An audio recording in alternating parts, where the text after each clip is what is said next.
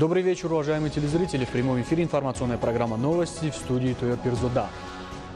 Выступая с очередным посланием к парламенту страны, лидер нации, президент Республики Таджикистан, уважаемый Эмомали Рахмон, назвал четвертую стратегическую цель – развитие индустриализации страны. В результате осуществленных правительством страны мер за последние 3 года доля сферы промышленности в валовом внутреннем продукте выросла с 15,2% до 17,3%. С учетом важности сферы промышленности в решении социально-экономических вопросов и создании рабочих мест, лидер нации, уважаемый Эмомали Рахмон, в своем послании парламенту страны предложил ускоренную индустриализацию страны объявить четвертой национальной целью. Принимая это во внимание, глава государства поставил цель до 2030 года долю сферы промышленности в валовом внутреннем продукте увеличить до 22%. Для достижения этой цели необходимо взять под решительный контроль осуществление принятых отраслевых программ и инвестиционных проектов и обеспечить их эффективность и качественность. Поэтому лидер нации, президент Республики Таджикистан, уважаемый Эмомали Рахмон, предложил освободить от налога на добавленную стоимость и таможенной пошлины сырьевую продукцию, импортируемую в страну для переработки и производства конечной продукции, кроме сырья, производимого в Таджикистане, и подакцизных товаров, а соответствующим структурам поручил в течение 1 месяца определить порядок реализации данной льготы. Стимулирующие меры по организации импортозамещающего производства дали возможность за счет отечественного производства обеспечить население основными продовольственными товарами, домашней утварью и стройматериалами и таким образом за 3 последние года снизить на 3 миллиарда сомани или 31% объем импорта пищевой продукции из-за рубежа. В текущем году из 20 видов товаров и продукций, ориентированных на экспорт, обеспечено увеличение производства 15 наименований, но неконкурентоспособность и высокая себестоимость продукции некоторых предприятий, несовершенство путей защиты интересов экспортеров за пределами страны все еще не способствуют диверсификации производства и экспорта.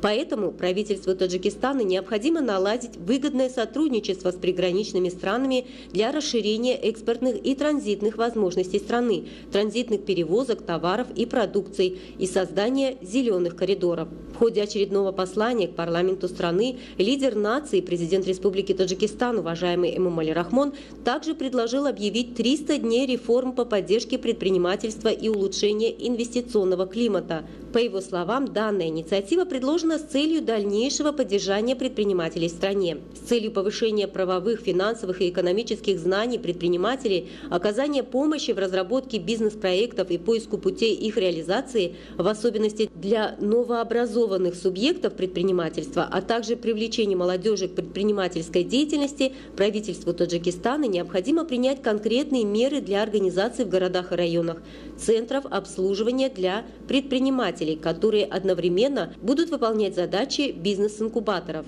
подчеркнул глава государства. Эта идея была поддержана и на заседании правительства 28 декабря. Зумрат Файзиева, Дильшоди Хушвак, телевидение Таджикистан.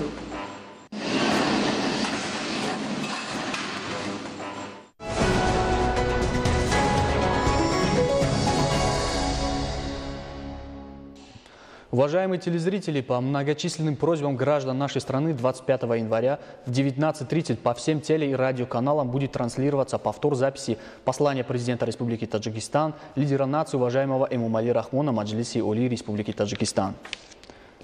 К другим темам. 27 января в Парке культуры и отдыха имени Фирдавси состоится республиканское мероприятие, посвященное празднику Сада. Будут организованы выставки семян, сельскохозяйственных культур и представлены уборочная техника, породы домашних животных, национальные блюда и продукции народных ремесел. Кроме того, для участников праздника будут организованы ярмарки продажи саженцев и продуктов питания. Праздничное мероприятие будет сопровождаться культурной программой с участием мастеров искусств Таджикистана. Аналогичные мероприятия, посвященные празднованию Сада, будут организованы во всех районах и городах Таджикистана. Напомню, что парламент Республики Таджикистан в конце октября 2017 года принял поправки в закон о праздничных днях, в рамках которых в стране ежегодно 30 января будет отмечаться праздник Сада. В этом году праздник отмечается во второй раз. Праздник сада был известен еще до Средневековья и отмечается как предвестник Навруза. С древнейших времен праздник сада отмечался за 50 дней до наступления Навруза. Наши предки в конце зимы собирали дрова и на широких площадках разжигали костры. Таким образом, они призывали вновь вернуться к теплу, танцам, веселью и радости. Мы продолжаем наш выпуск. Таджикистан, как и другие страны, сталкивается с негативными последствиями, связанными с изменением климата. Процесс ускоренного таяния ледников в результате повышения температуры воздуха приводит к увеличению природных катаклизмов и деградации водной экосистемы. Наша страна придает важное значение эффективному использованию источников возобновляемой энергии, особенно гидроэнергетики, которая способствует социально-экономическому развитию, адаптации населения к изменению климата и формированию зеленой экономики.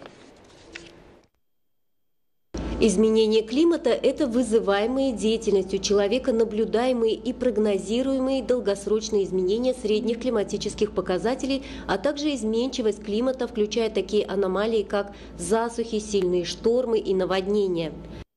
Ожидается, что в некоторых частях света годовой уровень осадков в долгосрочной перспективе снизится, в то время как в других регионах колебания уровня осадков и температуры заметно отразятся на вегетационном периоде некоторых растений. В других местах годовое количество осадков может остаться в прежнем, но выпадать они могут с большими интервалами в виде гораздо более сильных и кратковременных ливней, вызывающих усиление засух и наводнений.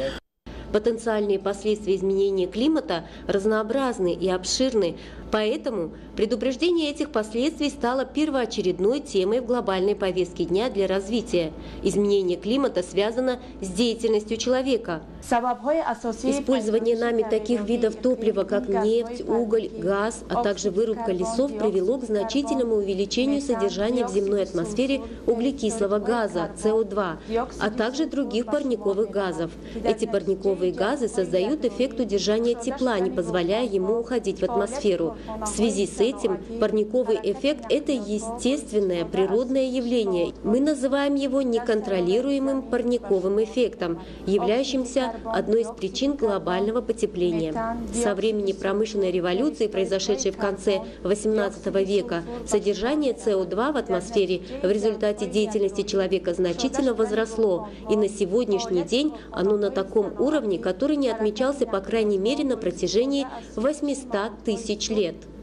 Мы можем сократить выбросы парниковых газов, если уменьшим использование ископаемого топлива для производства энергии и обратимся к альтернативным источникам энергии, таким как солнечная энергия, энергия ветра и воды. Деревья удаляют из атмосферы углекислый газ и поглощают углерод, поэтому лесонасаждение также имеет очень большое значение. Доступ к современным источникам энергии и развитие зеленой энергии являются ключевым фактором достижения устойчивого развития. Наша страна, основу энергетического потенциала которой составляет гидроэнергетика, занимает 6-е место в мире по использованию ресурсов производства зеленой энергии. Широкое развитие гидроэнергетики и других отраслей производства энергии из возобновляемых источников способствует уменьшению вредных выбросов газа в атмосферу, создавая в целом важные предпосылки для развития зеленой экономики.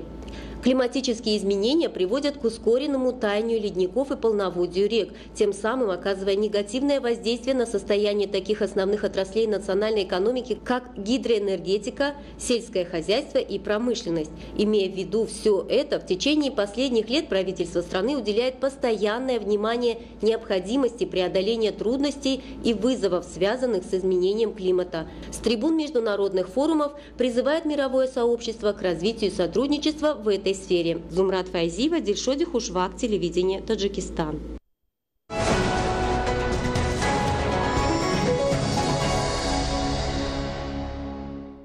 В индонезийской провинции Южная Сулавеси за последние дни произошли наводнения и оползни. В результате погибли 8 человек. 5 человек погибли в результате стрельбы в банке в американском штате Флорида. Из-за устоявшихся сильных морозов на северо-востоке Соединенных Штатов Америки частично замерз Ниагарский водопад. Об этих и других событиях в мире более подробно в блоке зарубежных новостей.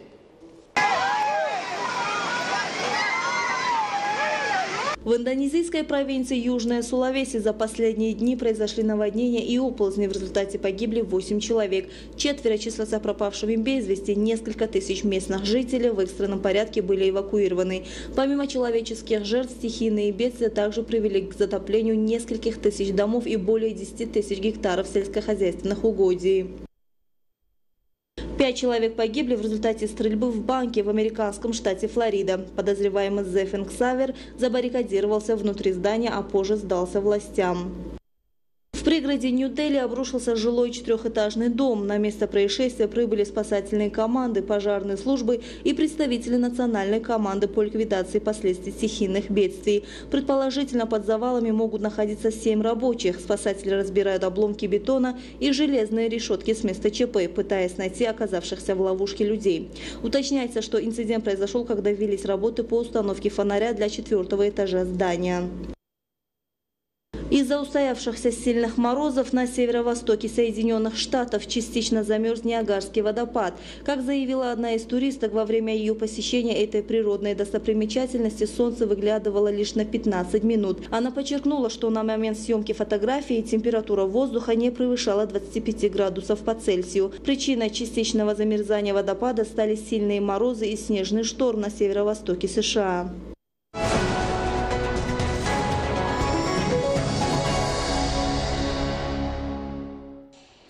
Сегодня начались соревнования Гран-при по дзюдо в Тель-Авиве, Израиль, на которых принимают участие таджикские спортсмены. Гран-при – это первое международное соревнование по дзюдо в 2019 году, в котором примут участие 405 спортсменов, 230 мужчин и 177 женщин из 54 стран мира.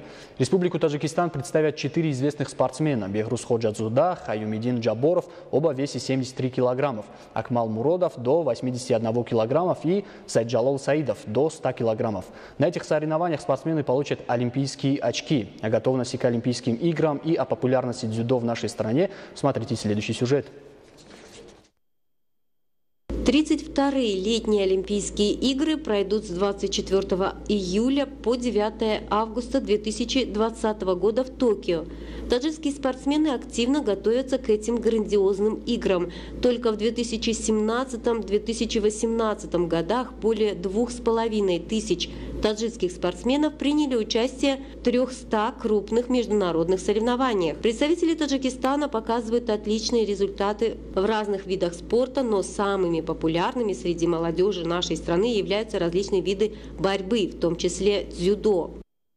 Таджикский народ очень любит борьбу, которая основана генетически, испокон веков, гуштин. Она очень близко, эта борьба к дзюдо, по правилам, по своим. То есть, поэтому ваши ребята неплохо борются на соревнованиях по дзюдо. В Таджикистане борьба очень-очень любима всем народам. Любой человек, я вспомню, как стадионы, футбольные стадионы забиты до отказа, люди в проходах сидят, смотрят на борьбу. В Таджикистане первый номер спорта – это борьба. Я вообще считаю, что по идее им надо задуматься и сделать борьбу, дзюдо как национальной идеей. Это вид спорта, который будет как бы прославлять страну, прославлять ее народ. И мы, в принципе, вот работая с вашими ребятами, получается, мы завоевали медали на всех крупнейших соревнованиях, какие только есть в мире дзюдо, начиная от Олимпиады и так далее. То есть это говорит о том, что ребята есть таланты и возможности есть. Те таланты, те ребята перспективные, они готовы повторить результаты и Бакиева, и Камрона Устапериона, и других спортсменов, которые вышли на мировой уровень. Говоря о дзюдо, необходимо отметить таких именитых спортсменов, как бронзовый призер летних Олимпийских игр 2008 года в Пекине, победитель Кубка мира 2007, 2010, 2011 и 2012 годов, чемпион России 2009 года, заслуженный мастер спорта Республики Таджикистан Расул Бакиев и двукратный чемпион Азии Комроншох Устаперион. На этих спортсменов равняются молодые начинающие спортсмены. В настоящее время в дзюдо очень много молодых перспективных спортсменов. Любовь к борьбе наблюдается у таджиков с древних времен. Национальная борьба на поясах Гуштини-Мили-Камарбанди является одним из самых древних видов спорта и имеет богатую историю. Это убедительно доказывают древние рукописи, документы и различные исторические памятники искусства. В XI веке об этой борьбе рассказывал великий ученый и философ Авиценна. На праздниках Навруз, которому более 3000 лет, наряду с другими национальными видами спорта, мужчины состязались в борьбе на поясах. В Таджикистане создаются комфортные условия для развития спорта. Ребенок, занимаясь любыми видами единоборств, приобретает уверенность в себе, становится более дисциплинированным и целеустремленным.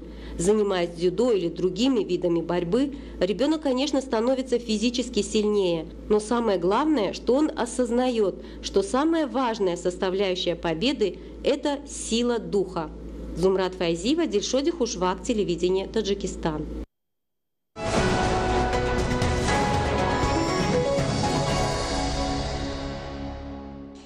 Уважаемые телезрители, это были главные новости к этому часу. О развитии событий в 20:30. Будьте здоровы!